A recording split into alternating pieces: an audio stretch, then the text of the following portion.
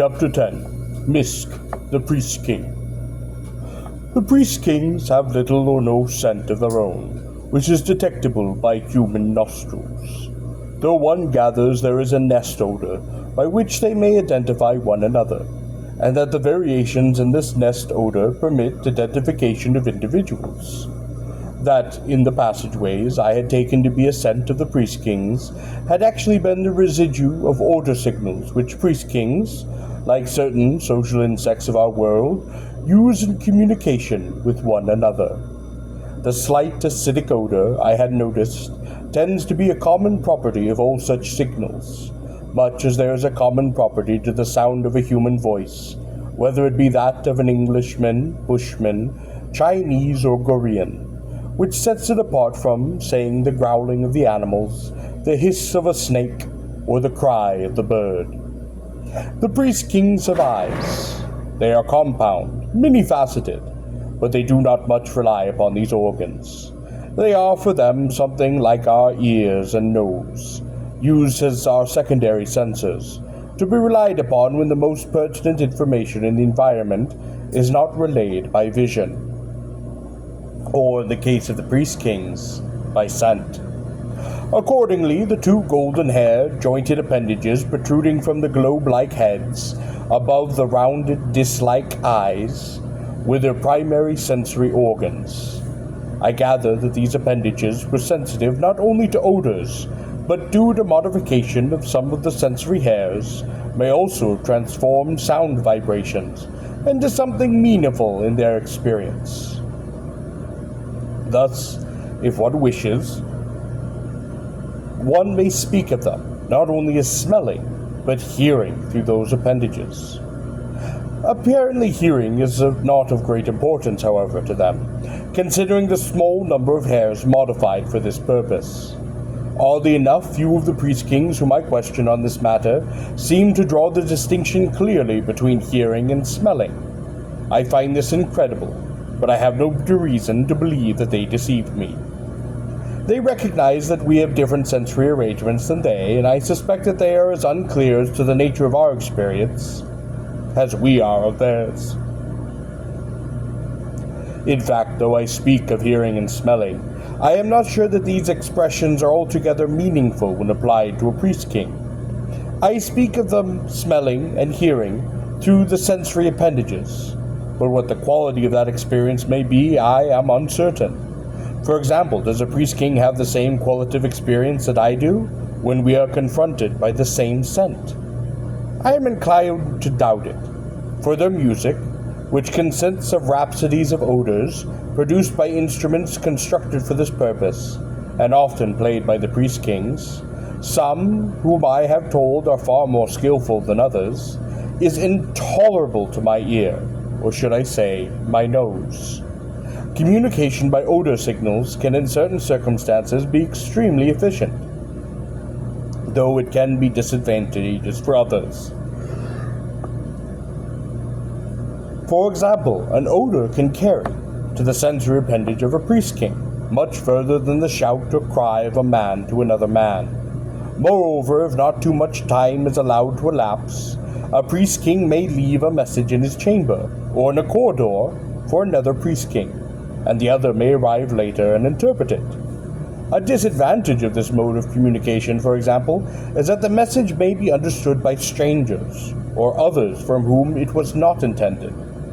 One must be careful of what says in the tunnels of the Priest-Kings, for words may linger after one, at least until they sufficiently dissipate to be little more than a meaningless blur of scent. For longer periods of time, there are various devices for recording a message, without relying on the complex mechanical device.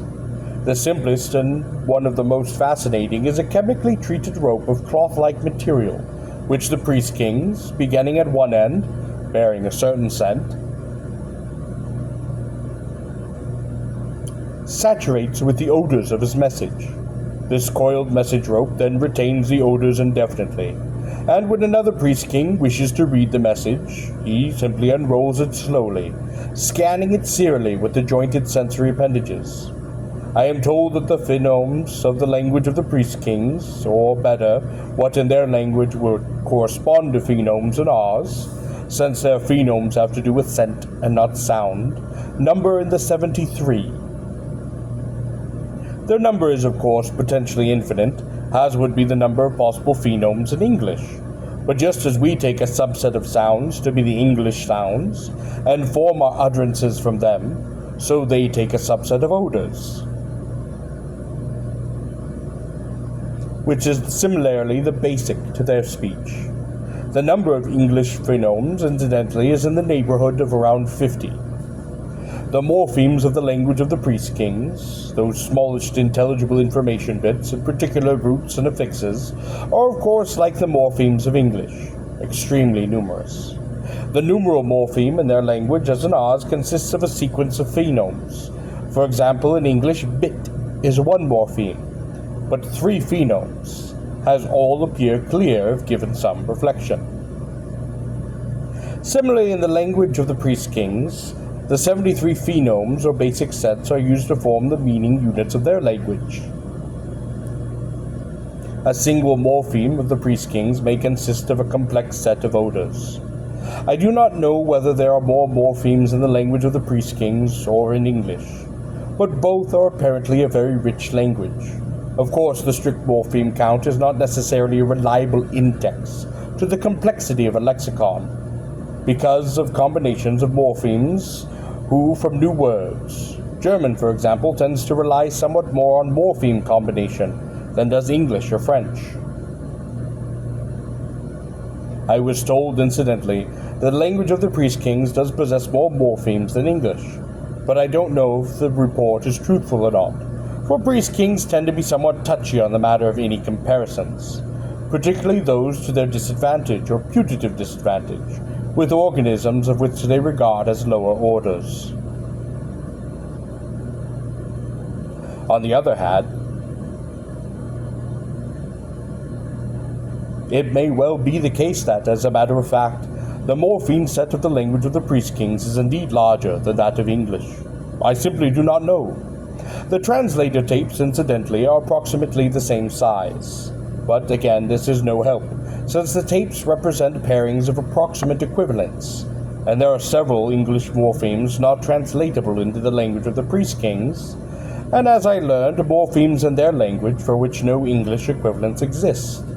One English expression for which no natural word in their language exists, oddly enough, friendship, and certain of its cognates. There is one expression in their language which roughly translates into English as nest trust.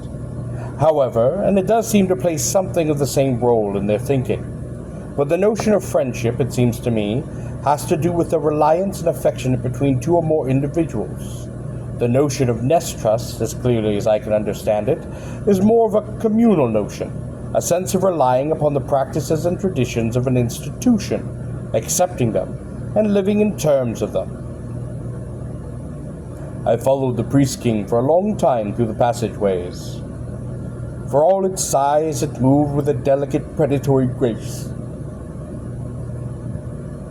It was perhaps very light for its bulk, maybe very strong, perhaps both. It moved with a certain deliberate stalking movement. Its tread was regal, and yet it seemed almost dainty, almost fastidious. It was almost as if the creature did not care to soil itself by contact with the floor of the passage.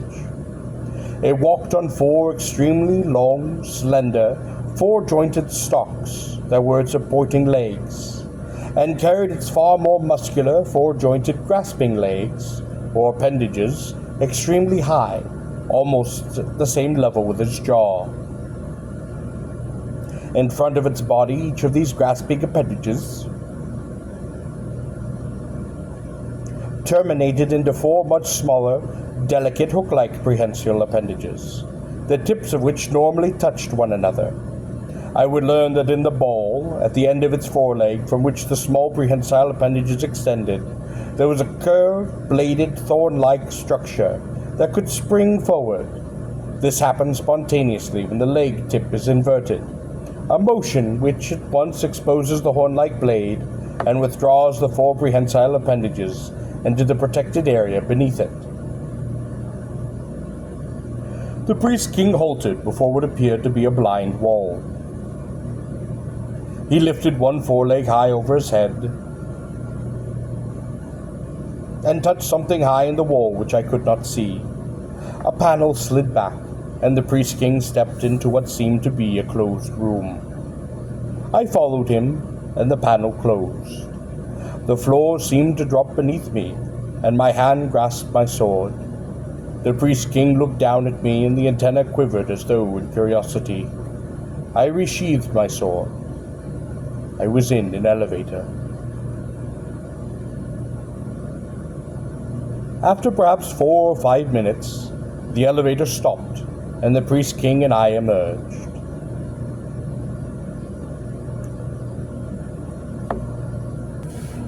The priest-king rested back on the 2 posterior supporting appendages, and with a small cleaning hook behind the 3rd joint of one of its forelegs, began to comb his antenna. "These are the tunnels of the priest-kings," it said. I looked about me and found myself on a high, railed platform, overlooking a vast circular artificial canyon, lined with bridges and terraces.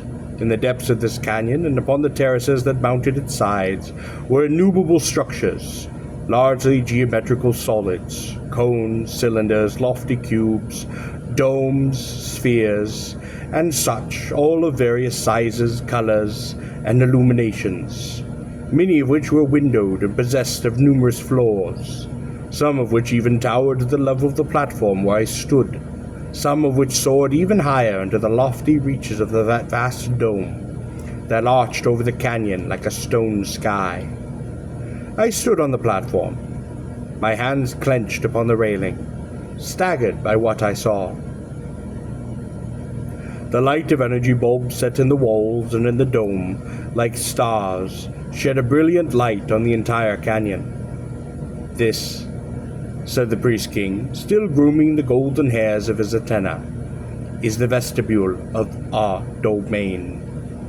From my position on the platform, I could see numerous tunnels at many levels leading out of the canyon, perhaps to other such monstrous cavities, filled with more structures. I wondered what would be the function of the structures. Probably barracks, factories, storehouses. "Notice energy bulbs," said the priest-king. "They are for the benefit of species such as yourself. Priest-kings do not need them." "Then there are creatures other than the priest-kings who live here?" "Of course," it replied. At that moment, to my horror, a large, perhaps 8 foot long and a yard high, multi-legged segmented anthropod settled near, its eyes weaving upon long stalks. "It is harmless," said the priest-king. The arthropod stopped, and the eyes leaned toward us, and then its pincers clicked twice. I reached for my sword, and without turning it scuttled backwards away, its body plates rustling like a plastic armor. "See what you have done," said the priest-king. "You have frightened it." My hand left the sword hilt, and I wiped the sweat from the palm on my tunic. "They are timid creatures," said the priest-king, "and I'm afraid they have been able to accustom themselves to the sight of your kind." The priest-king's antenna shuddered a bit as they regarded me. "Your kind is terribly ugly." I laughed, not so much because I supposed what it said was absurd, but because I supposed that from the viewpoint of a priest-king, what it said would very well be true. "It's interesting," said the priest-king. "What you have just said does not translate." It was a laugh. "What is laugh?" asked the priest-king. "It is something men sometimes do when they are amused," I said. The creature at first seemed puzzled. I wondered to myself, perhaps men did not much laugh in the tunnels of the priest-kings. and it was not accustomed to this human practice. Or perhaps the priest-king simply could not understand the notion of amusement, it being perhaps genetically removed from its comprehension. Yet I said to myself that priest-kings are intelligent, and I find it quite difficult to believe that those could exist an intelligent race without humor. "I think I understand," said the priest-king. "It is like shaking and curling your antenna."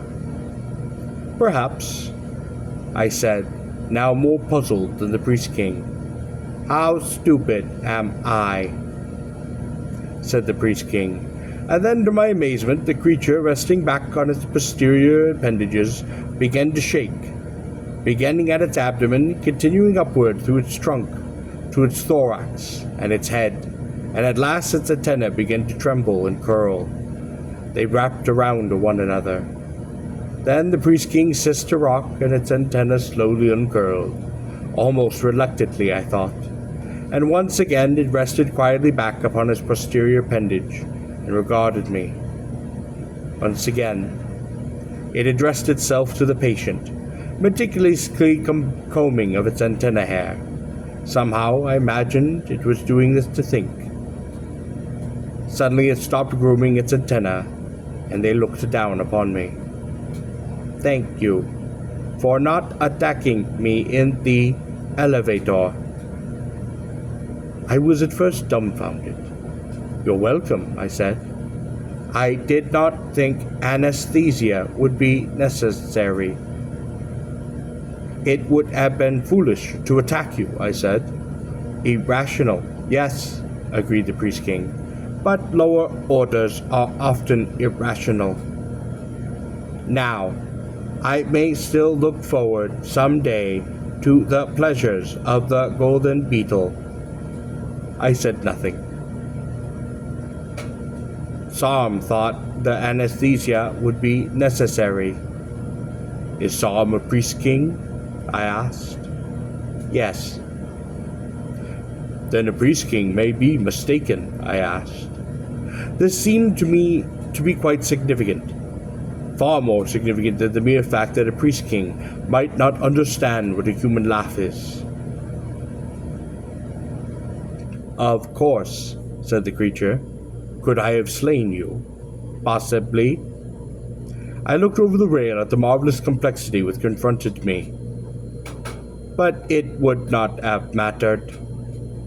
No, only the nest matters." My eyes still did not leave the dominion which lay beneath me. Its diameter might have been 10 pasangs in width. "This is the nest?" "It is the beginning of the nest," spoke the priest-king. "What is your name?" I asked. "Misk